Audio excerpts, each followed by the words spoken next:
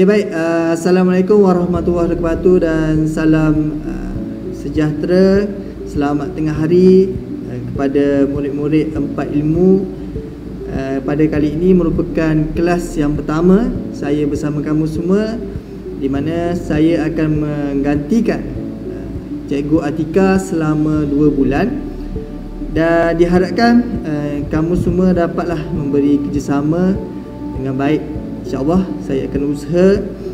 Okey, pada hari ini kita akan mempelajari permainan bola jaring, di mana permainan bola jaring ini dikategorikan sebagai permainan serangan. Okey, terlebih dahulu kita akan meneruskan kepada pengenalan.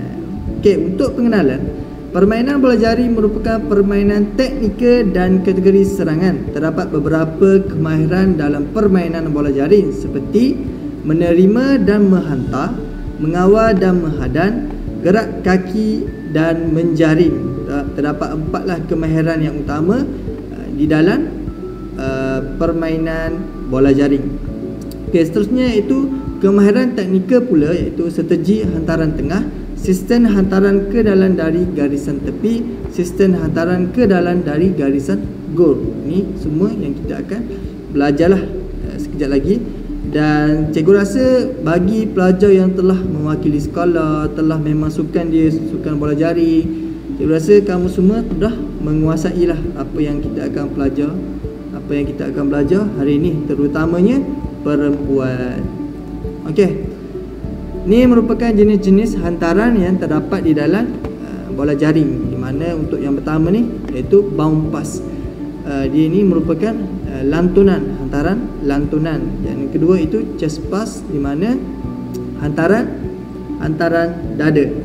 Dan yang ketiga itu shoulder, hantaran bahu. Dan overhead pass, di mana hantaran kepala. Untuk bounce pass ni merupakan hantaran yang dihantar untuk hantaran yang dekat dan pantas. Dan untuk shoulder pass ni pun sama, hantaran yang dekat. Shoulder pass ni hantaran yang sederhana jauh ataupun jauh, dan overhead ni adalah hantaran jauh. Seterusnya kita akan pergi kepada posisi permain. Posisi main dia ada 7 lah semuanya, iaitu 7 pemain di dalam gelanggang ni.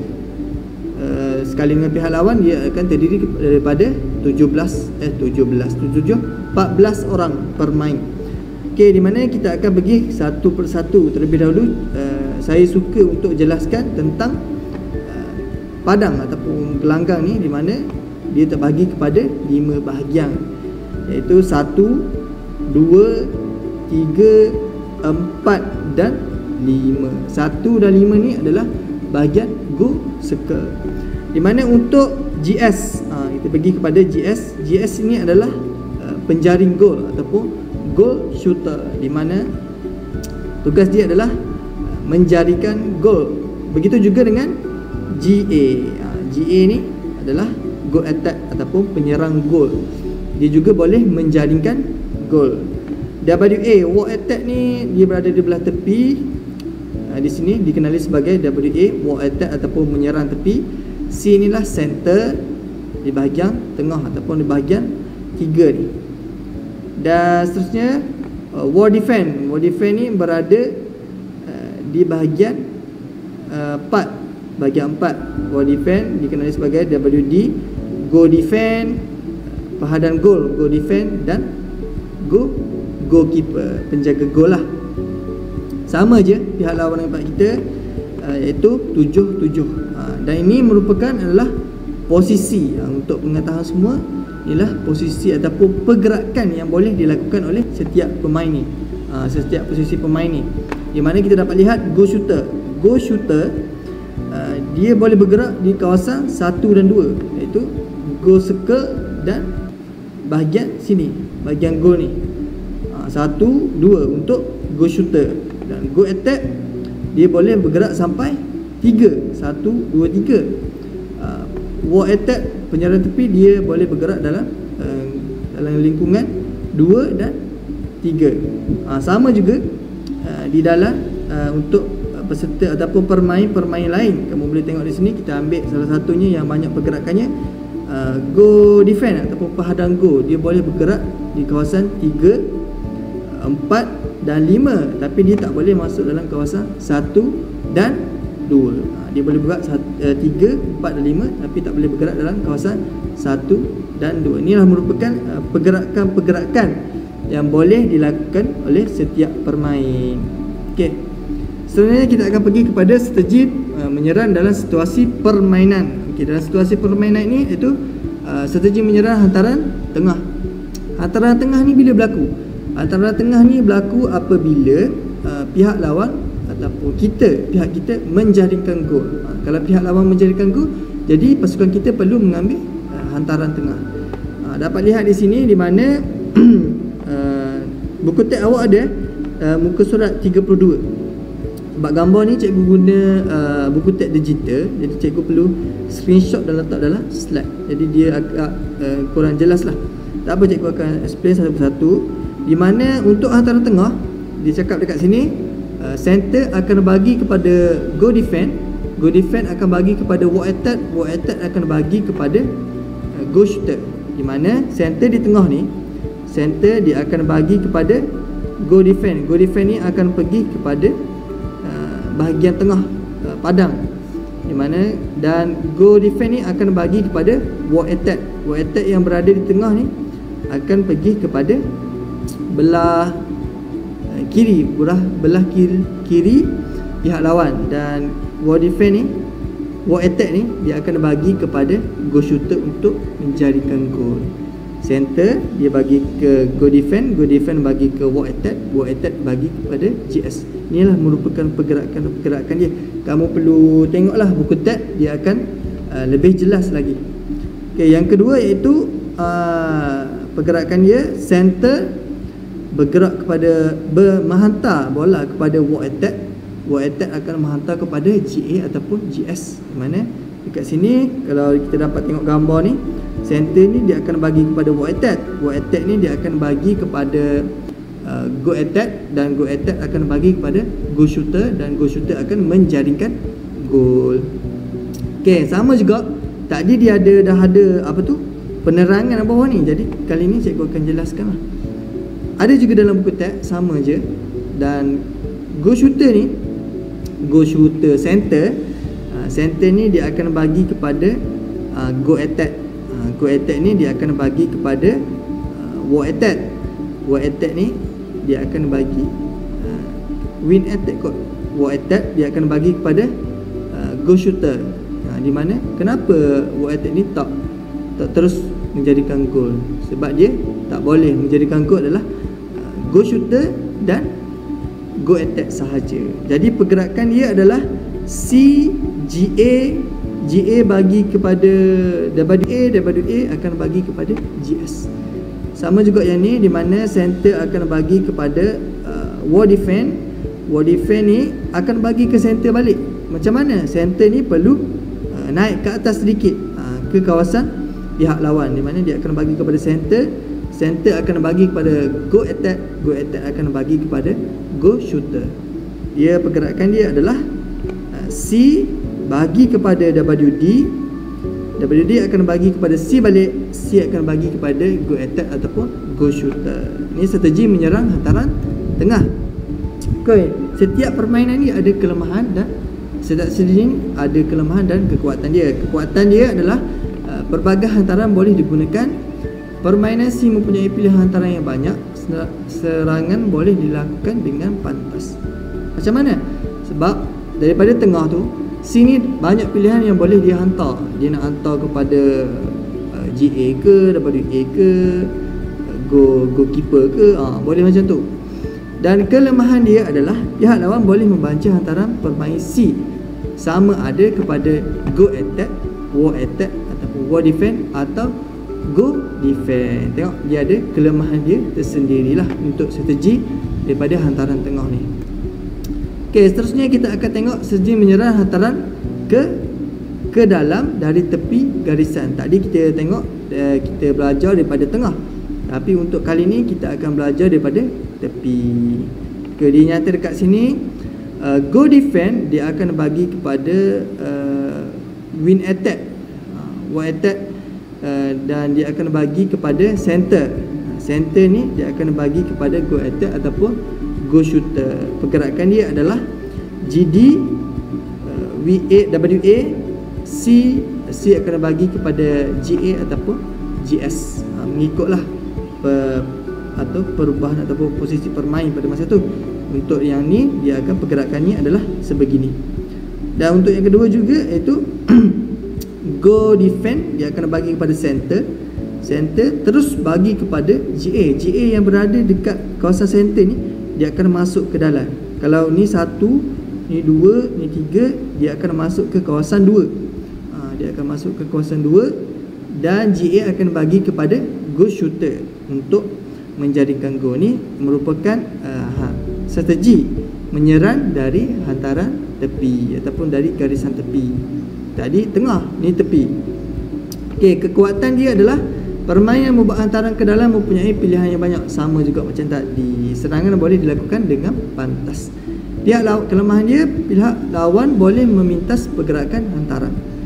Kenapa? Kerana dalam semasa nak buat hantaran tu, pihak lawan mestilah bersedia dengan hantaran-hantaran yang dibuat. Betul tak? Jadi dia boleh memintas hantaran yang dilakukan. Okey, seterusnya itu strategi menyerang hantaran ke dalam dari garisan gol. Ni dari garisan gol pihak lawan ni kalau ikutkan. Sebab sini dia ada goal shooter.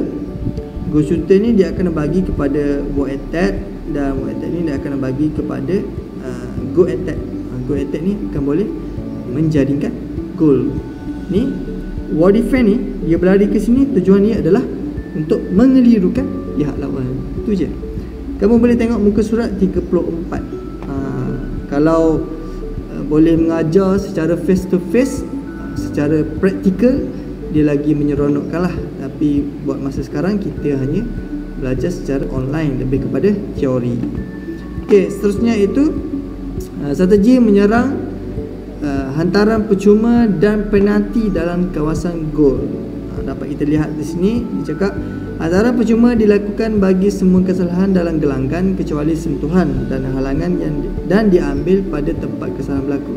Hantaran percuma ni kalau dia berlaku di kawasan dekat dengan center ni, dia akan bermula dengan kawasan tu lah. Permulaan permainan dia akan bermula di kawasan yang berlaku kesalahan. Dapat kita lihat di sini di mana pemain center akan membaling kepada GA. GA ni dia bukan nak menjaringkan gol, tapi dia bagi kepada goal shooter. Goal shooter menjaringkan gol. Terdapat juga dalam buku teks kamu boleh rujuk buku teks kamu, kerana dalam buku teks tu dia agak detail di mana terdapatnya permainan, cadangan permainan boleh dibuat sekiranya dilakukan secara face to face. Okey, baik. Seterusnya itu hantaran penalti diberikan untuk kesalahan sentuhan atau halangan dalam gelanggang kecuali dalam kawasan gol. Kita tengok di sini, ini kawasan gol ni. Dalam gelanggang lah. Kalau dalam ni dah tak boleh bagi hantaran penalti. Okey, hantaran dia adalah center dibagi dekat goal attack, goal shooter. Goal shooter, dan goal shooter ni terus menjaringkan gol. Function GA duduk sini adalah mengurangkan pihak lawan menjaga goal shooter ni. Nampak tak? Ada yang jaga sini, ada yang jaga dia. Kalau hanya goal shooter duduk sini, akan ramai yang menghalang dia lah. Okey, strategi menyerang dan bertahan 3 lawan 3. Sepatutnya 1 lawan 1 dulu. Tapi lah cikgu explain 3 lawan 3 dahulu. Okey.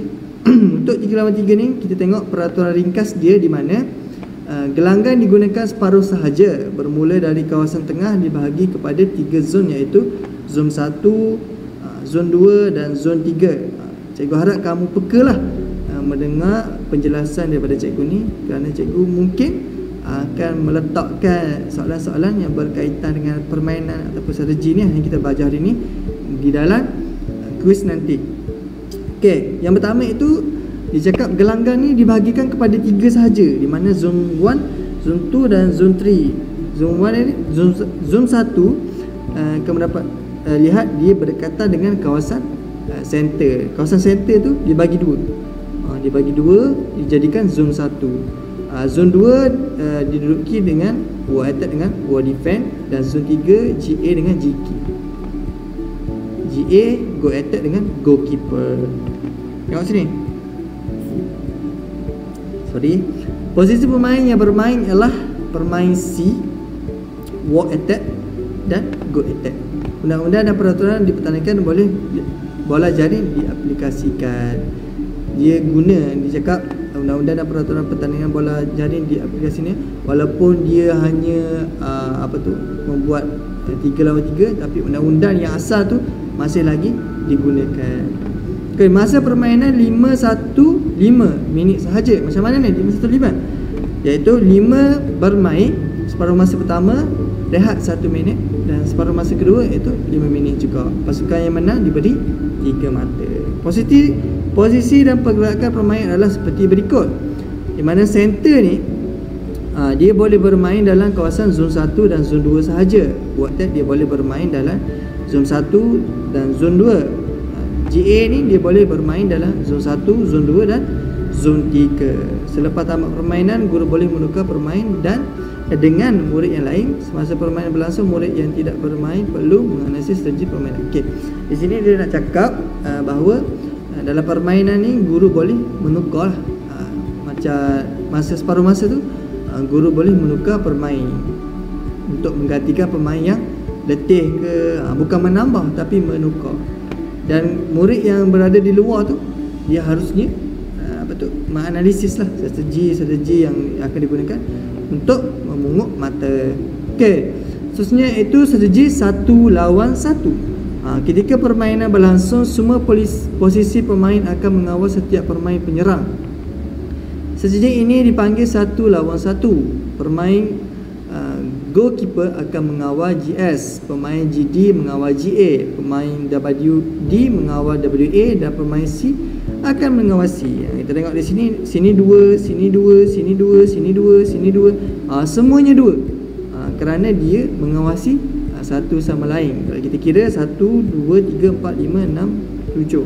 1 2 3 4 5 6 7. Jadi setiap pemain mengawal pihak lawan. Macam tu. Faham? 1 lawan 1 dia mengawal setiap pemain pihak lawan lah. Dikenali sebagai strategi 1 lawan 1. Okey.